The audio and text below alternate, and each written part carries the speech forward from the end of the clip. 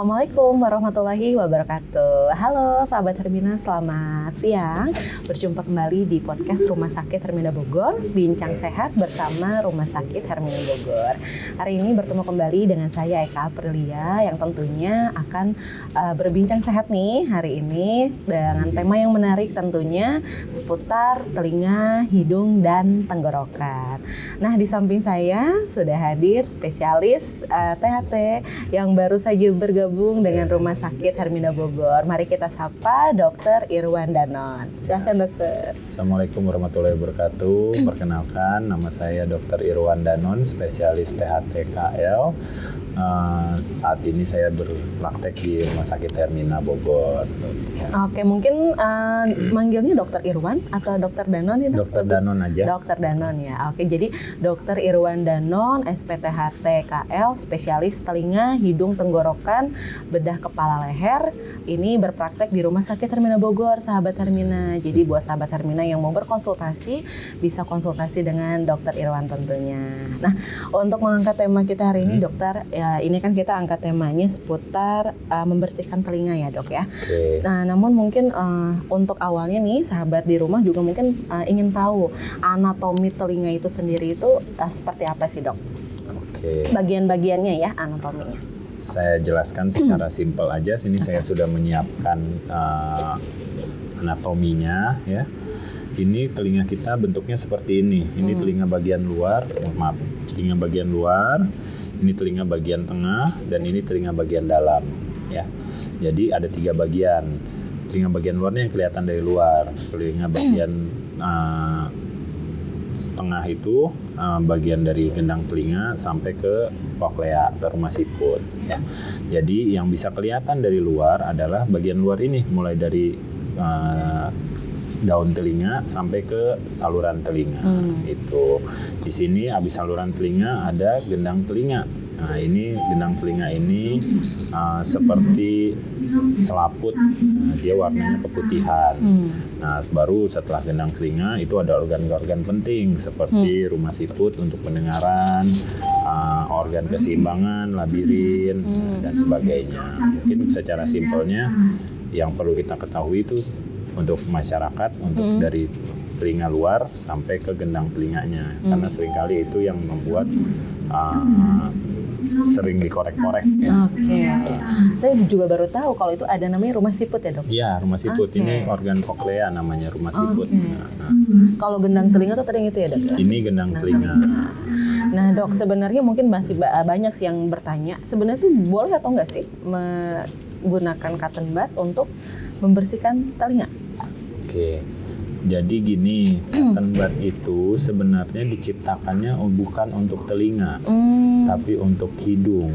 Cuman di Indonesia kita banyak memakainya untuk membersihkan telinga. Dari ukurannya saja, ini contoh cotton bud, ini sudah besar. Jadi sebenarnya terlalu besar untuk telinga. Apalagi kalau telinganya telinga anak-anak. Telinga anak sangat kecil ukurannya, jadi tidak cocok memakai cotton bud. Ya.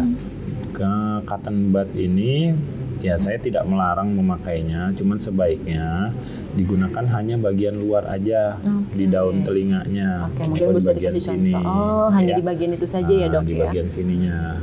Tapi kayaknya kurang puas gitu dok kalau nggak sampai ke dalam. Iya. Karena masih gatal ya.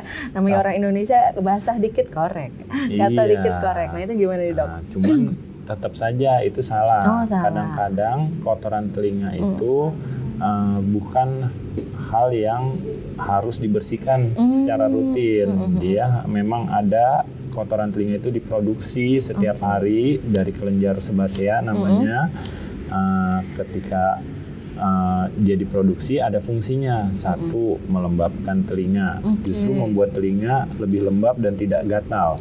Telinga itu justru terlalu bersih, dia akan sering gatal. Makanya orang yang sering korek, akhirnya korek lagi Iya, karena termasuk kering. Jadi dia Okay. akan terasa kering, jadi gampang gatal. Yang kedua, kotoran juga mencegah binatang masuk. Jadi kalau binatang ada kotorannya, binatang juga nggak mau masuk. Yang justru malah buat si kotoran itu binatang itu nggak mau masuk ke telinga kita ya. Justru yang sering masuk adalah yang nggak pernah ada kotorannya.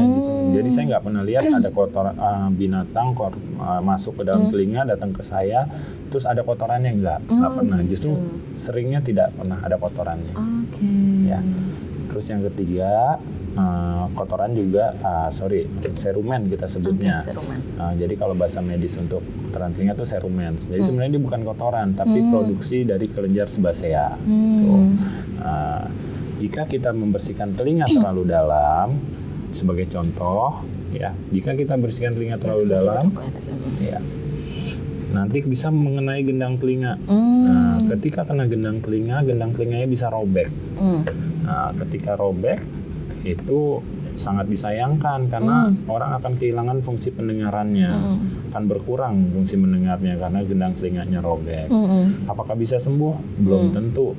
Apalagi pada orang dewasa. Orang dewasa kemungkinan sembuhnya lebih kecil dibanding pada anak-anak. Kalau anak-anak memang masih masa pertumbuhan, sehingga kemungkinan untuk sembuh apabila terjadi kerobekan pada gendang telinga itu lebih besar. Gitu. Nah, kalau misalnya berbicara tentang gendang telinga sendiri, Dok, itu kalau misalnya sudah robek, katakanlah robek, itu apakah otomatis tuli? Atau masih bisa jalan operasi kah atau apa, Dok? Kalau robek itu kurang dengar. Kurang dengar. Memang kita sebutnya kurang dengar itu tuli. Tuli itu ada tuli ringan, tuli sedang, tuli sedang berat, tuli berat dan tuli sangat berat. Jadi tergantung derajatnya. Tapi yang pasti akan menderita kurang dengar. Kurang dengar ya. Yang paling dikeluhin selain kurang dengar, apabila gendang telinga sudah bolong, sudah pernah robek dan robeknya tidak sembuh, itu gampang sekali terjadi infeksi. Infeksi itu yang bahasa awamnya kita sebut congean. Itu mungkin yang sekarang ini sering keluar cairan. Itu salah satunya gendang telinganya mungkin sudah robek ya, Dok? Betul, memang harus diperiksa dulu ya. Salah satunya itu ya, Dok ya? Ya. Ini baru saya mau nanya, kenapa telinga bisa mengeluarkan cairan sendiri gitu? Itu salah satunya gendang telinga ya? Ada faktor lain nggak, Dok, selain gendang telinga? Jadi pertama yang kita curigai kalau ada keluar cairan itu congean itu ya, memang gendang telinganya sudah bolong. Ketika gendang telinga sudah bolong, rentan terhadap infeksi karena tidak ada pelindungnya lagi. Jika kemasukan air atau benda yang kotor gitu ya, ketika masuk ke dalam sini ya rentan terhadap infeksi, gampang bikin infeksi, bikin nanahnya itu akan keluar ke telinga. Atau batuk pilek. Batuk pilek juga jika buang ingus terlalu kencang atau memang faktor virulensinya tinggi atau pada anak-anak memang cenderung bisa membuat infeksi ke telinga. Apabila gendang telinganya bolong, infeksi itu keluar ke saluran telinga. Gitu. Nah, Dok, menyambung pernyataan dokter yang tadi, ini saya sudah merangkum ya, Dok, ya, beberapa pertanyaan dari sahabat Hermina di rumah. Salah satunya, kenapa jika sedang flu telinga agak budak atau agak kurang mendengar, apalagi kalau misalnya saat mengunyah makanan. Jadi kayak pas lagi ngunyah terus agak budak gitu, Dok. Lagi flu. Ada kaitannya kan, Dok? Ada kaitannya karena dia ada perbedaan tekanan. Jadi kalau kita lihat di sini, bila sedang flu, di sini tuh harusnya hidung. Jadi kalau kita teruskan anatomi ini di sini tuh hidung ya, hidung, jadi ada hidung di sini. Ketika hidung kita flu, kita pilek, infeksi itu sering naik ke dalam tuba eustachius, ke saluran ini. Jika saluran ini terjadi inflamasi peradangan, ya, dia akan membengkak. Jadi ketika dia membengkak, otomatis tekanan udara di dalam telinga akan berbeda dengan di luar. Ketika perbedaan tekanan itu akan menyebabkan telinganya agak kurang mendengar. Justru solusinya adalah dengan mengunyah. Dengan kita mengunyah atau menguap, dia akan membuka saluran ini. Saluran ini terbuka, tekanannya akan sama. Sama ketika kita naik pesawat. Di pesawat seringkali dikasih permen. Itu gunanya permen kali mengunyah ya. Untuk membuka saluran ini, menyamakan tekanannya sehingga tidak terjadi nyeri ataupun kurang dengar pada telinga. Iya, justru malah dengan mengunyah atau menggerakkan si rongga ini jadi bisa membuka itu ya, Dok ya, saluran yang tadi ya. Nah, gimana kalau berbicara tentang kemasukan air nih, Dok? Mungkin banyak nih, misalnya lagi mandi atau lagi berenang nih, Dok, yang paling sering. kemasukan air, kan suka sering tuh dok, malah masukin air lagi ke telinganya. Itu betul atau tidak dok? Satu, kemasukan air memang kadang-kadang ini kan telinga kita bentuknya tidak lurus, jadi dia ada melengkung. Kadang-kadang ketika kemasukan air itu terjebak di dalam, di lengkungannya. Di lengkungannya itu ya. Jadi dok. tidak bisa keluar. Memang cara mudahnya dipancing dengan air lagi. Itu di telinga yang sama atau telinga yang berbeda? Telinga yang sama. Oh, yang sama ya. Telinga beda, telinga kita nggak nyambung ya, Oh, nggak nyambung kayak ya? di film kartun, Oke. nyambung kanan kiri. Oke. Jadi di telinga yang sama dimasukkan air, lalu langsung dikeluarkan lagi. Kembali. Berarti itu betul ya salah satu caranya. Tapi ada tapinya. Ketika terdapat banyak serumen atau kotoran telinga, ya, kotoran telinga itu menyerap airnya. Jadi kalau memang dipancing tidak keluar, masih tetap rasanya tersumbat dan ada airnya, itu kemungkinannya ada kotorannya, ada serumennya, karena serumennya menyerap airnya. Jadi tidak bisa dengan dikeluarkan lagi ya, dikembalikan lagi memang ya. harus dikeluarkan dulu Si serumennya itu. Oke. Nah, bagaimana tanggapan dokter mengenai air candle? Bahaya nggak sih dok? Nah, saya sih riset ya, maksudnya baca juga di internet atau di beberapa artikel, air candle juga katanya bisa menjadi salah satu alternatif nih untuk membersihkan telinga. Kalau dari dokter THT sebenarnya tidak menyarankan penggunaan ear candle, karena satu bisa melukai gendang telinga. Nah, kalau ada asapnya terlalu panas itu kan bisa menimbulkan trauma pada saluran telinga ataupun gendang telinga. Jadi kalau dokter THT biasanya tidak menyarankan penggunaan ear candle. Lebih baik pergi ke dokter THT, dikeluarkan, itu sebentar kok dikeluarkan. Kalau dia sudah lunak kotorannya, tidak keras, tidak menumpuk, itu sebentar saja. Oke. Kalau misalnya untuk sahabat Hermina di rumah nih dok, misalnya nggak mau ke dokter takut, misalnya mau membersihkan telinga sendiri saja, itu ada tipsnya kah dok? Misalnya harus, kalau misalnya tadi cotton bud tidak disarankan, apakah ada teknik atau cara lain?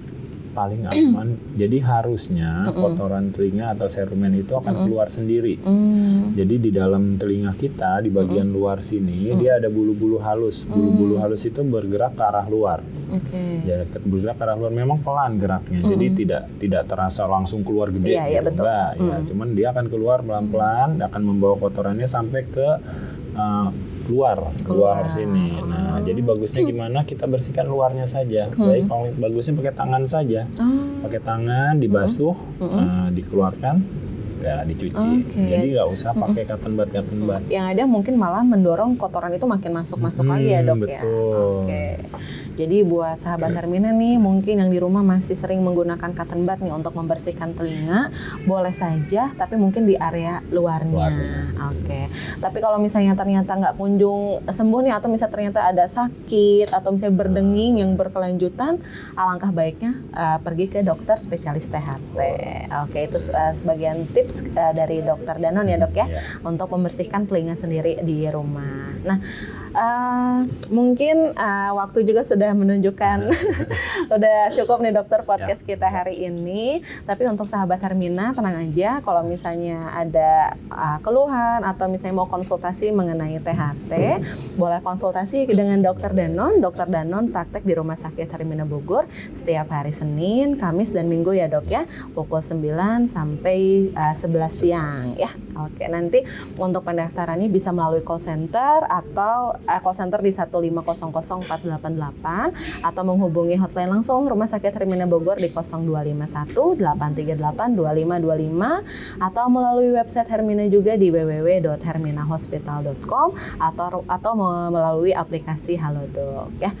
Paling segitu aja dokter Danon untuk perbincangan kita hari ini. Terima kasih sekali lagi atas waktu dan kesempatannya. Selamat bergabung dokter sekali lagi di Rumah Sakit Hermina Bogor. Oke sahabat Hermina, saya pamit.